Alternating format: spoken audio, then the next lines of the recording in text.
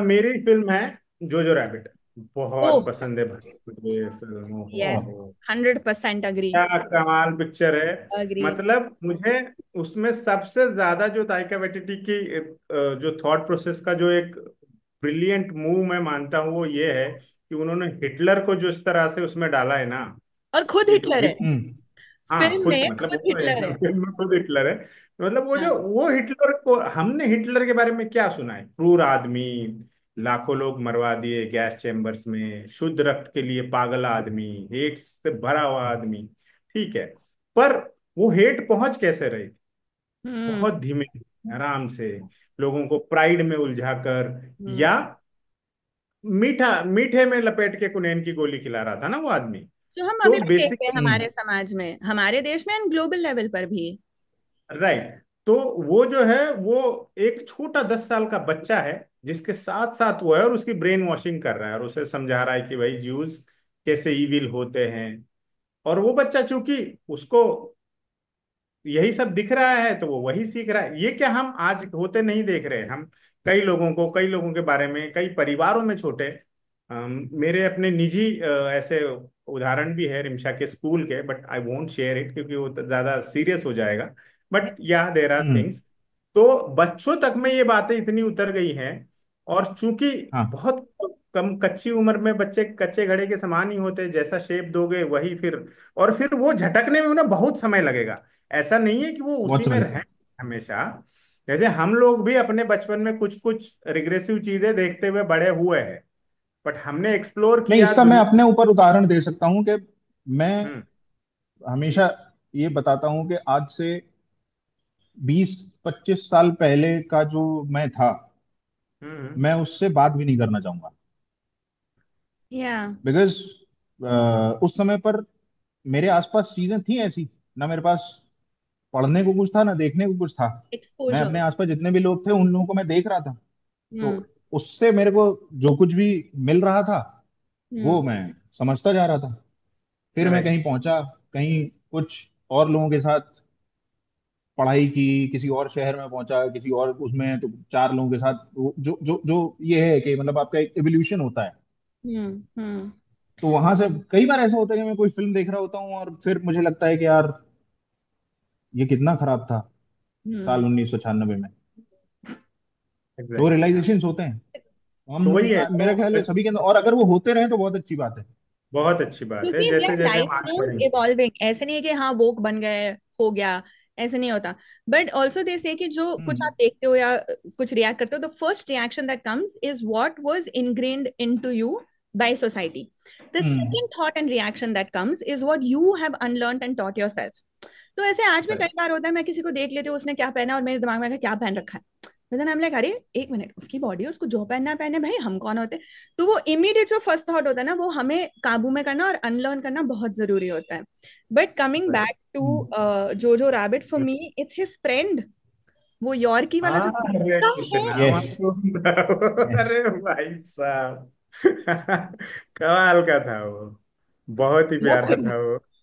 And Scarlett और Johan. Sam मेरे लिए बहुत मेजर हार्ट ब्रेक था कि इसे एकेडमी अवार्ड नहीं मिला था। हाँ। कसम से सीरियसली।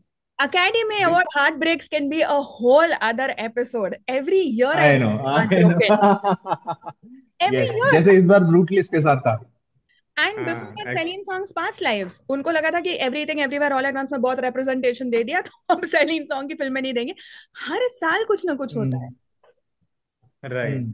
पर हाँ हम्म। हार्ट ब्रेकिंग तो था जोजो रॉबिट की, लेकिन ये सोचे ना, एक इतना अच्छा थॉट वो फिल्म स्प्रेड कर रही है और कितने अच्छे ढंग से। और मतलब और ऑल्सो उस समय पर 2020 में जब हम्म। ये बहुत ही प्रोमिनेंट भी था उस समय पर। हम्म। हाँ बिल्कुल बिल्कुल। ऑल्सो फॉर मी इट तो ऑलवेज स्टैंड आउट कि कैसे उन्होंने स्कारलेट जोहानसन के साथ जो हुआ वो कैसे दिखाया। It was just the shoes, ओहो। Like oh. वो वो बहुत something वो that disturbing and dark, but not showing it to उसके you, लिए, yet showing it to you.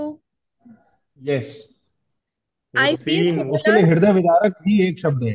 Yeah, I हाँ feel similar stuff about Zone of Interest. Same theme, same subject, which came out last year, and the way they show you things without showing you, it chills.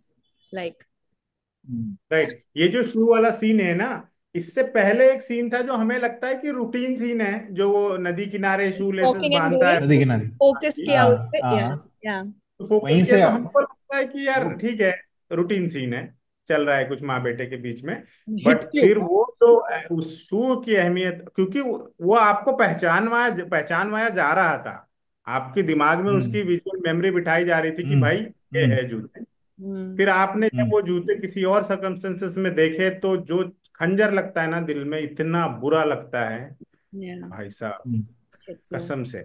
और उसका climax भी मुझे बहुत पसंद है, जब वो लड़की डांस करने लगती है ना बाहर निकल के। हाँ।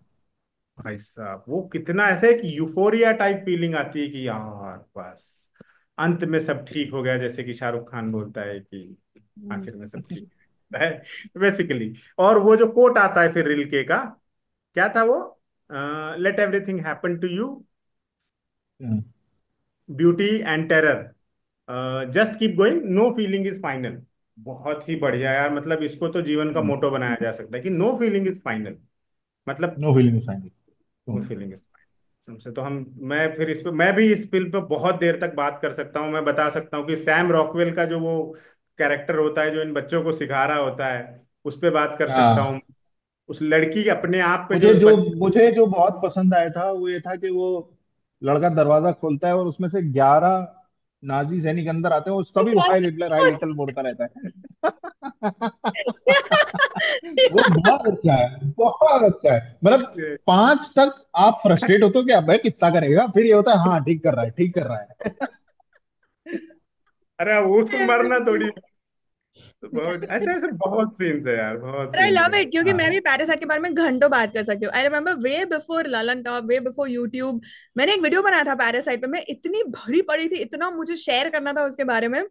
Baby geisha has made that video because yeah, amazing how we can go on and on for hours about these films we love. हाँ, पैरासाइट में जो फ्रस्ट्रेशन ग्रो होता रहता है ना, तो अंत पंत में भले ही आप वायलेंस के खिलाफ हो, जब वो वायलेंस अपनाता है आपको लगता है साला ठीक किया, सीरियसली नहीं, तो इस उस लेवल तक फिल्म में फ्रस्ट्रेशन। कितना है, कितना ज्यादा है उस फिल्म में अनपैक करने के लिए। Like every time I would read up hmm. and I'd discover new things about the film. So that's why. But okay, this was fun.